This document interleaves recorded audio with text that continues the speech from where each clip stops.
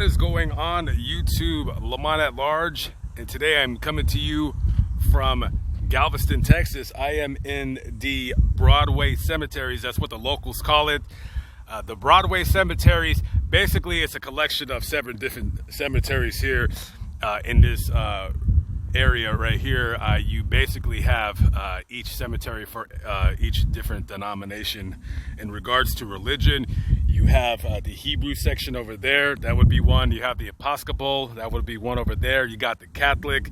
I believe you got the Evergreen cemeteries and a couple others as well. I believe you got Evergreen Cemetery, which would be probably in that caddy corner over there. You got the old cemetery and the new city cemetery. Explain quickly how this place came to be. Back in the days, you know, when early settlers settled Galveston, they would often bury their loved ones and deceased family members in the sand dunes down by the Gulf right over here, which is just basically not even a mile away. And the problem with burying people in the cemetery, excuse me, not in the cemetery, but in the sand dunes, is that they necessarily don't always stay where they're supposed to stay. You often have storms that come through and blowing sand around. You have torrential rains. You have the tides coming in and washing and eroding away the sand dunes around the coffins. And what you would have is you have a lot of coffins exposed from the elements, from a lot of storms. You would also have the waters ripping the bodies out of the coffins, and not the best way to bury people back in the day like so. And in 1839, a epidemic of yellow fever came out and took 250 of the citizens' lives. So that's when they created a cemetery here, which would be Old City Cemetery, and that's when it was established. And a funny, not funny haha, but a funny odd story about this place: in 1867 another yellow fever outbreak occurred, and it took more than 700 people's lives away. And there was so many bodies back in those days. Cremation wasn't really a thing, be it because of religious or personal reasons, and they literally did not have any space to bury all the bodies. So a lot of these graves that you see around you right here, some of them will actually have 2, 3, and even 4 bodies deep into the grave. They would just bury one person over the other, simply for the fact that they didn't have any room to bury any more people. And that's where the nickname for the cemeteries, collection of cemeteries, the Yellow Fever Yard, came from, because over 1,000 people that are buried here died of yellow fever. So now we're gonna take a look at some graves. I'll try to find some notable graves, and yeah, hope you guys enjoyed the video.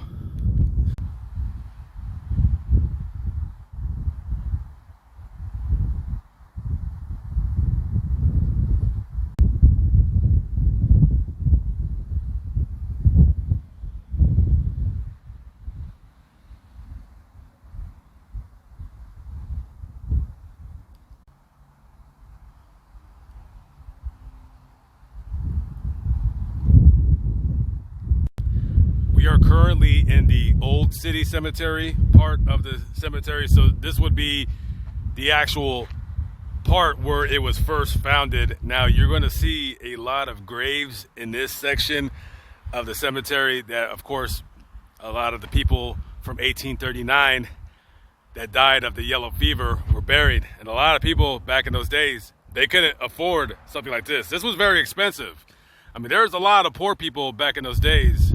We didn't have technology. We didn't have a lot of ways of bringing people out of poverty like how we do now with technology and the advent of capitalism. Regardless of your opinion on it or not, I don't know of another monetary way of having people stand up on their own 2 feet and making a life from themselves. So you'll have a lot of graves here that just simply do not have a marker just because they couldn't afford them.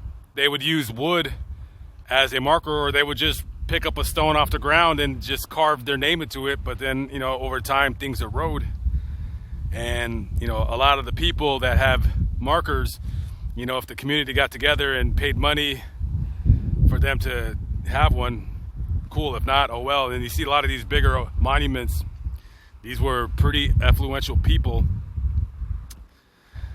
A lot of money to spend on a grave. You can't take it with you. That is for sure. If you can see this, I want to say is the biggest crypt in this whole cemetery that I've noticed so far. J.P. Davy, 1876.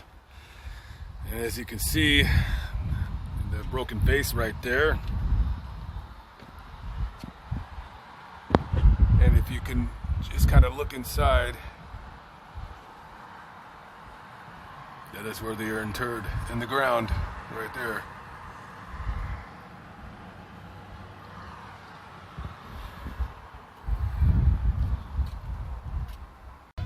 You got some graves right here that have been toppled over, and considering how close it is to the street right here, I'm gonna go ahead and guess that this is the result of vandals. This stone right here, I'm gonna guess, would probably weigh upwards of 1,000 pounds. So to write this up, you would basically have to get some kind of a forklift to come up and just easily put it back on top, lay some glue, but as of right now, nobody's done so. Yeah, you got any idiot could just come out here and just vandalize a grave. I don't understand what the point of that is. This here's the grave of David Ayers. He's a veteran of the War of 1812, and he settled this area with his family through the American Bible Society. Basically, they were a church organization, and then when new settlers would come in the area, they would distribute Bibles to them. He later settled in Galveston and became a very successful businessman and civics leader.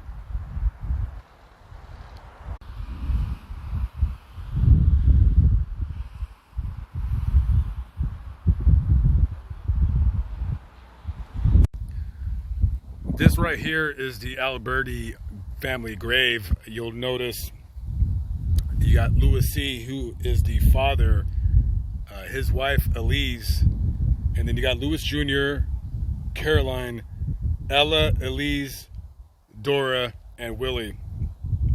I'm not sure who Dorothea Romer is, but she had 6 children, which was Louise, Caroline, Ella, Elise, Dora, and Willie.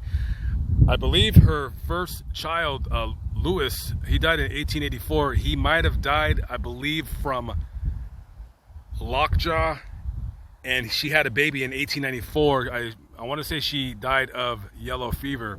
Those could also be reversed. I wasn't quite too sure. And she had fallen into some kind of horrible depression, and she had to call all her children down to the kitchen table. At the time, she had 6 kids that were alive. And you notice there's 6 kids buried here. Well, she had her kids come down to the supper table. The only one that didn't come down was a 15-year-old, an older girl that she had. She stayed upstairs, and she had her 5 children come down to drink some wine. Now, back in those days, it wasn't, you know, on special occasions, yeah, they would let their children drink wine for like Christmas or Thanksgiving or what have you. So that wasn't an unusual thing to happen back in those days. So the kids gather around the table, and she gives them wine to drink. Little did they know it was laced with arsenic. And when the father came home, he noticed all his kids were on the ground, and he called for a doctor, and it was too late. One of them was able to be saved, but she killed 4 of her children.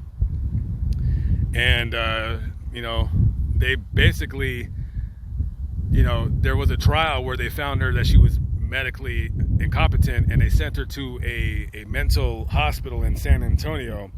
They eventually released her. She comes back to Galveston, but she couldn't live with the fact that she killed her own children, so she ended up taking her own life. I guess today the internet's true crime community would call her a family destroyer. We have some above ground crypts right here. These are actually very small. Basically, nowadays, many people may not know this, but when you get buried in a cemetery, you used to be able to, or used to have to be buried 6 feet deep because the local health departments or jurisdictions were afraid of disease spreading. Like, let's say if somebody died of yellow fever, that's where the 6 feet came from. So as you can see right here, these are really small crypts. And basically nowadays when you get buried, your coffin actually goes into one of these and then it goes in the ground. But as you can see right here, these are above ground.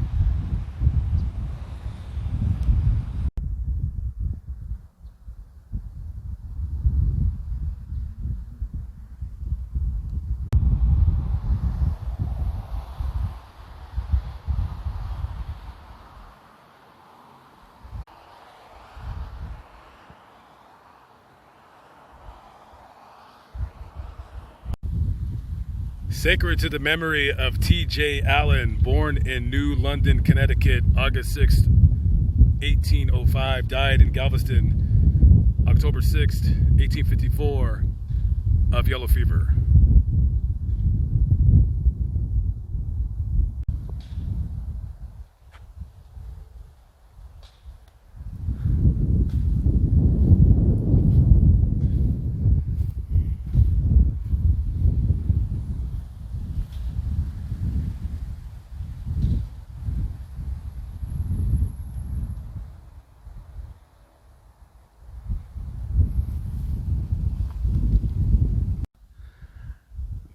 Here is also a notable grave that no one will ever be able to find ever again. It's because it was an unmarked grave. He was buried without a stone, and there was a man by the name of Nicaragua Smith, and basically he was a troublemaker in the Galveston area. He would start bar fights, just cause all kinds of hell. He would break into people's houses. The local folks here in Galveston ran him out of town. And later he snuck back in. He joined the Confederacy. There is another notable grave here that I won't be able to find because it's an unmarked grave, and that is the grave of Nicaragua Smith. He was a local resident of the Galveston area. He was basically a troublemaker. He would start bar fights, not pay his bar tab, break into people's houses, basically a no good dude. And basically he ran out of town. He later joined the Confederacy and fought for the Confederate Army. He didn't like the rigors of being a soldier. He thought it was unbecoming of him, so he deserted his post, snuck back into Galveston, and the locals seen him and they said, "Oh, there's Nicaragua Smith, he's back again." So they captured him and they turned him over to the Confederate soldiers, and he was tried, convicted of desertion, and sentenced to death by firing squad. And they took him out somewhere right here. It was somewhere in this field right here, and they let him, say, his last words, but it was a profanity-laced tirade. And it was so full of expletives that the newspaper could not print what he said. And they shot him 6 times. Right on the ground he fell, and that's exactly where they buried him. They buried right where he fell. And then as they put him in the coffin, somebody shot him 2 more times. So every year on his birthday, January 3rd, supposedly if you come to the cemetery at night, you can hear Nicaragua Smith yelling his expletives and basically just cussing up a storm. Somewhere right here.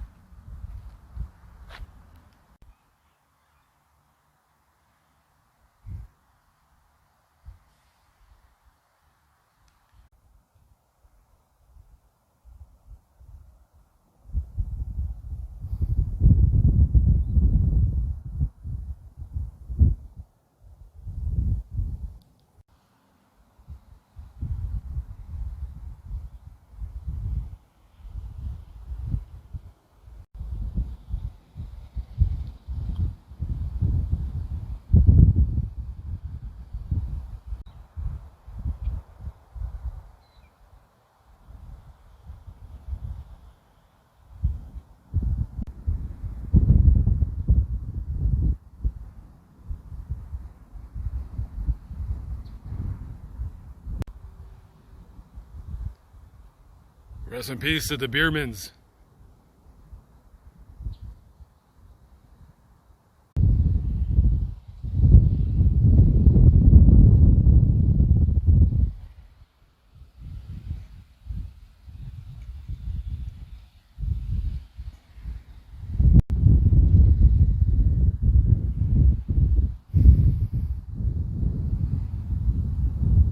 A sea of graves and a sea of memories. These people's stories were just as important to them as your own story is to you. Live but not live, but still alive by the grace of God. I am Lamont at large.